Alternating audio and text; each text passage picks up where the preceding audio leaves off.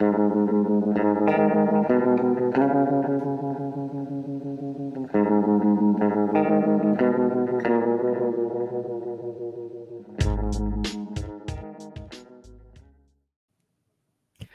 into A Toast of Film. I'm your host, Evo, and this week, I just left the theater not too long ago. We saw Final Destination Bloodlines. So, I'll be reviewing that, talking about the Final Destination series, as well as we got Mr. Snail's Pick of the Week, which this week was Hacksaw Ridge. So, we appreciate y'all listening, watching, whatever you're doing. Just, come in, hang out. We try and make a chill vibe where you might learn a thing or two about movies. Maybe you'll find stuff that you've never seen before. Maybe you'll find stuff you've seen before, but you just like hearing it. We appreciate you.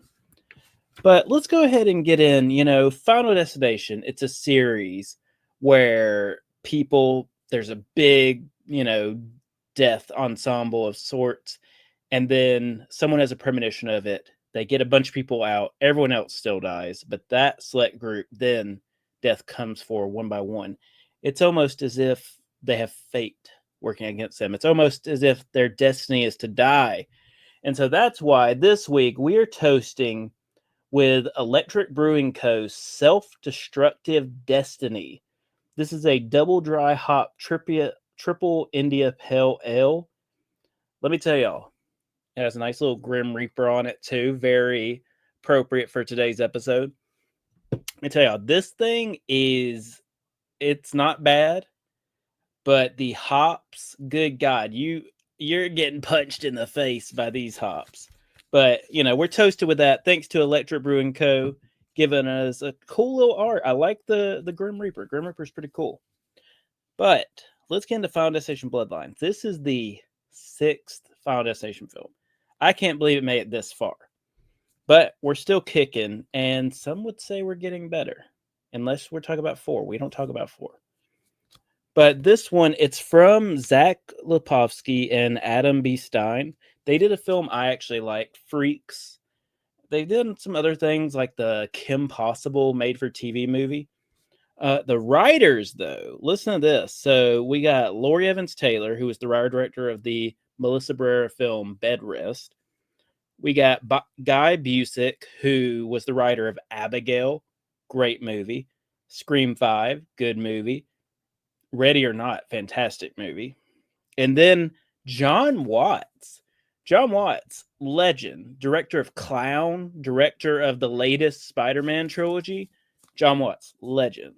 And when you see all the talent involved, it makes sense why, small rating spoiler, I think this might be the best Final Destination. And I'll get into it in a couple parts. I want to start out by telling you what the premise is. So we have Stephanie, played by Caitlin Santawana. And sorry, I can't read my own handwriting sometimes. But she is Stephanie. She's our lead. She's the one who has the premonition. But she's actually witnessing for the first time someone else's premonition. She's witnessing her grandma's premonition, which is what our film opens with, which... incredible. We got Brie Bassinger and Max Lloyd Jones as Iris and Paul. Iris is her grandmother who has the vision. Those two, not only do they have great chemistry and they're very likable characters, that opener is insane. It's on this skylight dining, so cool. And then we get into, Stephanie and her family, and that no one dies in this one. Usually, from the very first one with Devon Sawa, usually people still die. But in this one, she got everyone out, so no one died. So Death was having to hunt down each family, aka Bloodlines. This movie, here's the break it down these parts. Number one, the characters. I liked a lot of the characters in this movie. I really liked Richard Harmon's Eric. I think he was a standout. Like I said, the couple who play, the characters that would be older, I think they're fantastic. I think our lead girl is good. Her family's good. You like these characters. Number two, and this is the big one. I feel like the kills are great because let me tell y'all, these are some gory kills. Like, I feel like some of the, round 4 and 5, they got kind of cartoony. These kills are just crazy. Blood, gore, guts, everything. There's a Prince Albert. Ooh, oof. If you're a guy, bad way to go.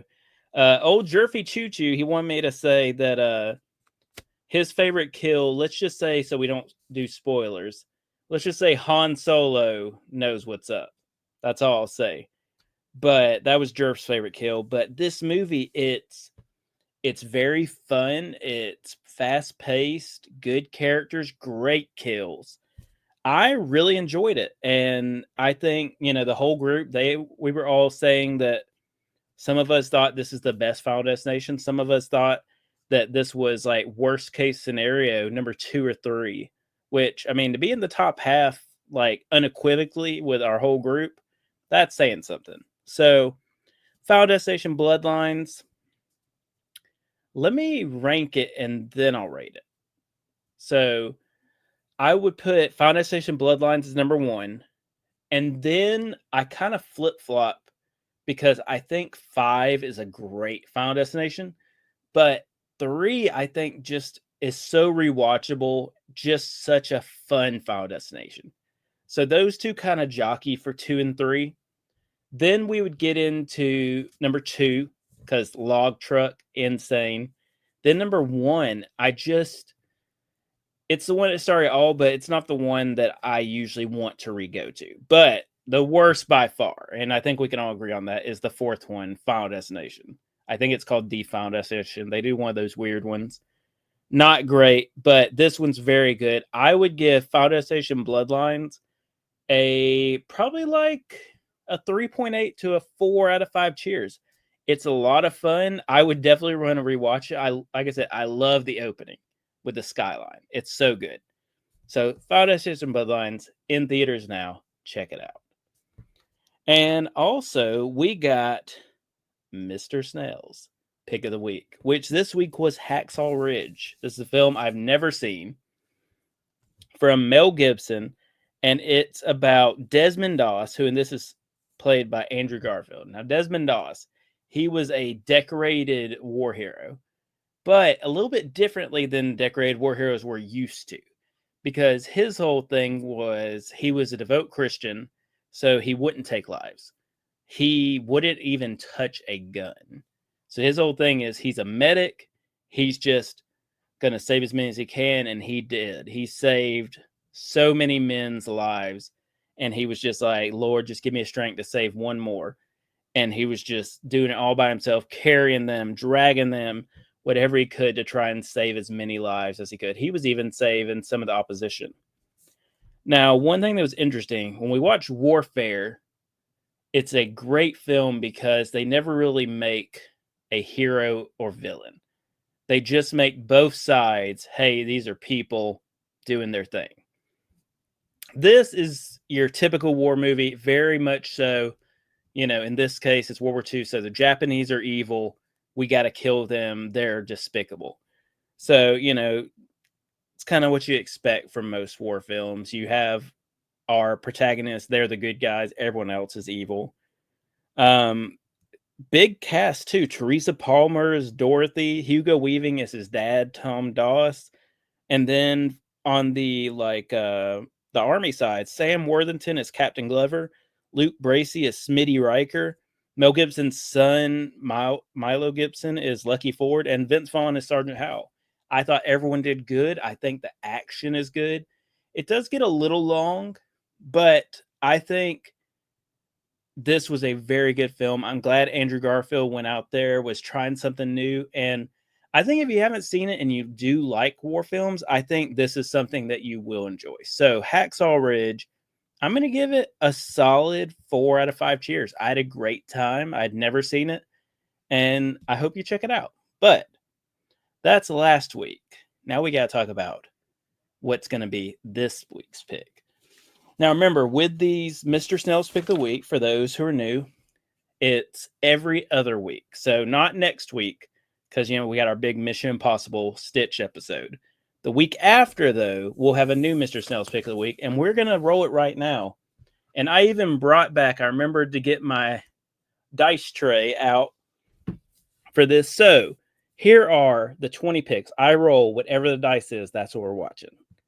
We got Grandma's Boy, Kneecap, Pieces of Me, Ebo's Pick, Havoc, Tourist Trap, Electric Dreams, The Amazing Bulk, Idiocracy, Chompy and the Girls, Cleaner, Popeye, Murder Party, Best Little Whorehouse in Texas, Dead Ringers, Ebo's Double Feature, Unexpected Race, Thunderpants, Animal Farm Double Feature, and this week's Nat 20 is Random Double Feature. I'm always hoping we get the random double feature just because it'd be interesting to get like one of the Boozer movies on here and something decent. But let's go ahead and get that roll. And we are at a 16. Oh my goodness. This is the week. Let me just make sure. 16. This is the week I've been waiting for. Ebo's double feature. Because I was like, do I want a good double feature? Nay. I want a torturous double feature for myself.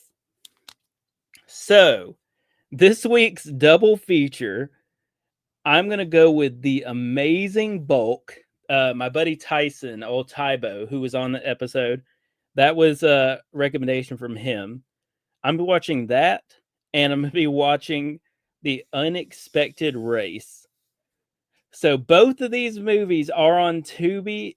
If you are a crazy person and want to watch this with me, may God have mercy on you. These movies, old Leah Fry, good friend, she was the one who told me about The Unexpected Race. Jack Black's in that. Amazing Bulk, obviously. It's a Credible Hulk ripoff parody. So watch those if you want. Come back, not next week, but in 2 weeks, and we'll check it out. Now, before we get out of here, I just had one more thing. Y'all know I'm a big physical media guy, so I wanted to show this week's pickups. And I'm not just talking about, I got a little Funko of Ruben. As much as I love Stitch, Ruben is the best experiment. There's no question.